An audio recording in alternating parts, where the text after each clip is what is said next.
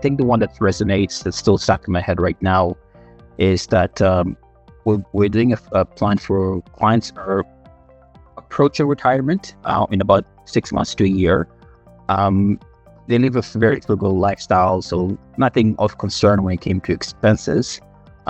What they were worried about is that once they actually ended up retiring, they weren't too sure how much of their savings plus their pension will carry on to the future when you add in the cost of inflation, the cost of living, right?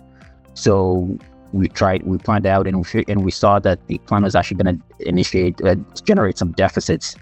I believe it was 10 years into the retirement, so fairly soon, considering that typically people live 20 plus years in retirement. So the one thing that really they enjoyed was that I presented a plan to them.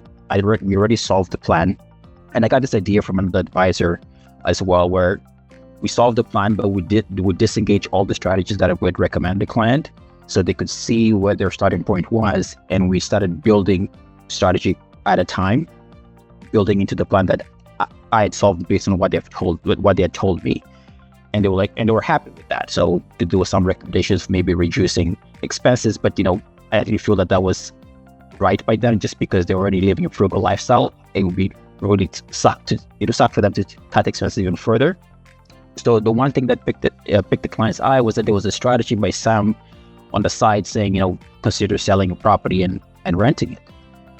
We had talked about it, but it was never really something that was top of mind for the client. But when we had presented the plan in that manner, we were building strategy, and it is okay, I'm already living frugally and I have to cut my expenses in order to get to where I want to go. I'm really not liking that. So he was like, okay, what happens if we sell the property and we decide to rent? How will that turn out to be in my retirement? And when we implemented that strategy, it actually made more sense for them to do that than to cut expenses, because they would get to maintain their lifestyle.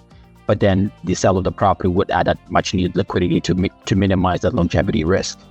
So what we realized is that, what she realized is that she could play with me using Conquest to figure out when would the ideal time be and what the financial implication would be if they sold, let's say, the property in 5 years or in 10 years.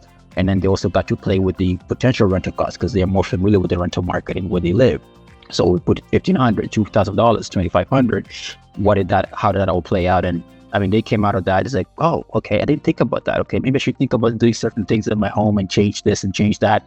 And that'll open up a whole different conversation, just from that ability of them being engaged and being able to see things in real time.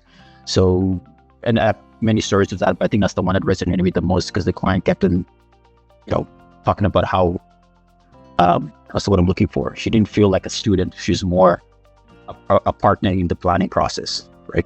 I think that's one way to put that.